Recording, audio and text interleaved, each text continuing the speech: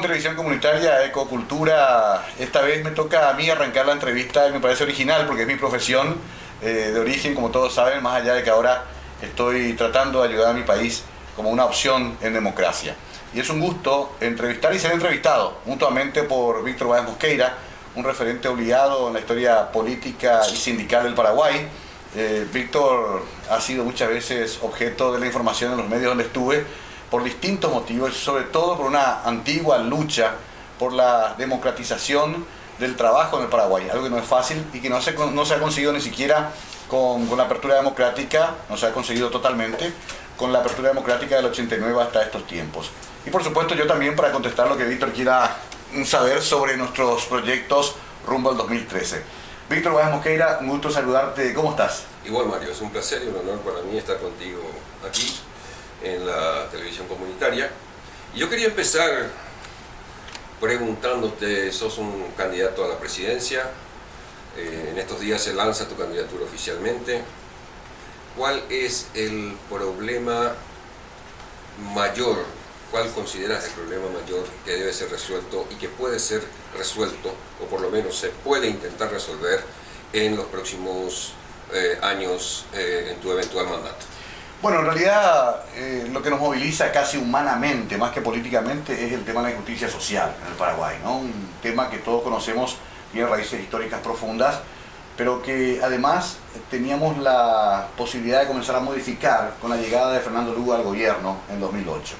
Es cierto que ese proceso que no alcanzó los 4 años ni siquiera, fue golpeado antes de cumplir el mandato de 5 años, tuvo muchos defectos y tuvo muchos problemas en la concreción de algunas propuestas y promesas electorales.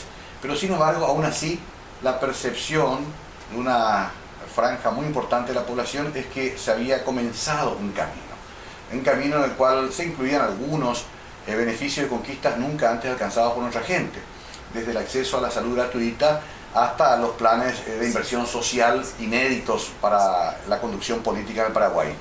Yo creo que hay que continuar lo que se detuvo abruptamente en el 22 de junio de este año, pero además agregar componentes mucho más profundos que pueden ir a una suerte de plan de bienestar social mucho más generalizado, donde se debe incluir también los derechos de los trabajadores, que han sido amenazados últimamente por una tendencia neoliberal tardía en nuestro país, incluso con proyectos y legislaciones que nos hacen retrotraer de vuelta a los años 80 o 90.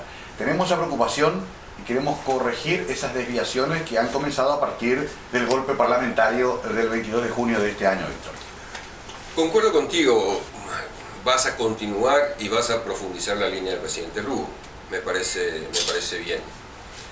Nosotros desde el punto de vista de los trabajadores no hemos visto una profundización en políticas que favorezcan a los derechos de los trabajadores durante el gobierno de Lugo. Es más, el Congreso Nacional ha sancionado una ley, la ley de las MIPYMES, que es un tiro en el pie a la economía paraguaya. Por ejemplo, los trabajadores de las microempresas van a ganar menos al salario mínimo, cuando que está demostrado en Brasil, en Uruguay, prácticamente que la economía funcionó y se fortaleció, la economía nacional de esos países se fortaleció porque los trabajadores ganan más dinero. Los empresarios deberían pensar no solamente en la microeconomía, en su microeconomía, sino deberían pensar en la macroeconomía, porque si la economía nacional se fortalece, también eso significa que ellos van a vender más, van a prestar más servicios, etcétera, y todo el mundo va a vivir mejor, se va a fortalecer la economía en Paraguay. Entonces, creo que hay mucho que hacer, pero lo que quisiera saber es tu diagnóstico de por qué nosotros, yo siempre digo que Paraguay es un país centroamericano que está ubicado en el cono sur de América.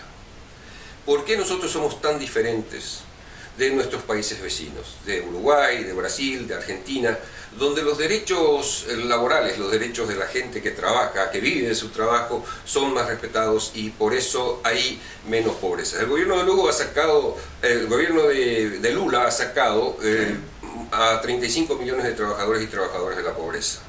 Eso cobrando impuestos a los ricos,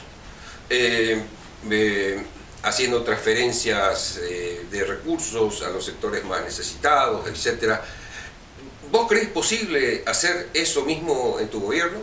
Yo creo que el gobierno de Lugo tropezó con un problema estructural que es el alto conservadurismo de la élite de la sociedad paraguaya, ¿no? Cuesta mucho encontrar empresarios progresistas, personas con una visión mucho más amplia que la de simplemente obtener un lucro importante y olvidarse de otros aspectos. Bueno, el Paraguay tiene una incorporación casi cultural de unas políticas que nos remontan al siglo XIX. Por eso también puede ocurrir un golpe como el que ocurrió, donde concuerdan vastos sectores del dominio de la sociedad, como los partidos conservadores y los grandes capitales agroexportadores y ganaderos, por ejemplo, del Paraguay. Aún así, yo creo que con el respaldo de una excelente elección también en el ámbito parlamentario, se van a poder realizar los cambios que Fernando Lugo a lo mejor no pudo, no quiso o nos animó a realizar. No olvidemos que enfrentaba un monstruo de muchas cabezas que finalmente terminó derrocándolo el pasado 22 de junio. Con esto no justifico a Lugo, pero sí lo entiendo en un proceso político complejo donde evidentemente, y esto simplemente hay que revisar las actas del Parlamento, hubo una suerte de palo que trancó la rueda todo el tiempo, ¿no? Ante cada posibilidad de avance en el ámbito social, incluyendo los derechos laborales, hubo hasta una contraofensiva, no solamente se trabó cualquier posibilidad de avance. Aquí también hay que hacer una autocrítica. Muchos de los sectores que deben trabajar conjuntamente para un plan de mejoramiento de este nivel tendríamos que unirnos más. Muchos se sorprenden, y vos tenés más experiencia que yo en ese sentido, de que haya todavía tantas centrales sindicales en el Paraguay, que no haya podido unificar, ¿no? La lucha. Todavía hay en ese sentido una división que viene de antigua data, vos la conocés mejor que yo. Quizás habría que eso también intentar consolidar en un próximo gobierno.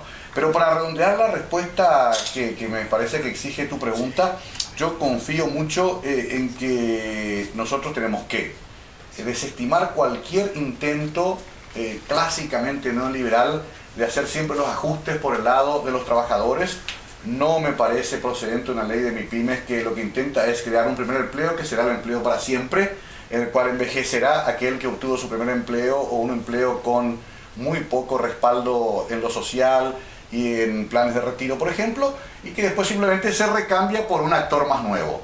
Ese truco tan antiguo me parece que es intolerable para un país que necesita urgentemente de un trabajo más digno, más duradero y con todos los derechos concedidos habitualmente a cualquier país civilizado, inclusive de la región, ni siquiera hablo de otros países más avanzados. En eso tenemos bien clara nosotros la línea de la hoja de ruta, que puede diferenciarnos de otros sectores. Porque aquí también hay que decir, Víctor, que el año que viene se va a elegir entre dos modelos.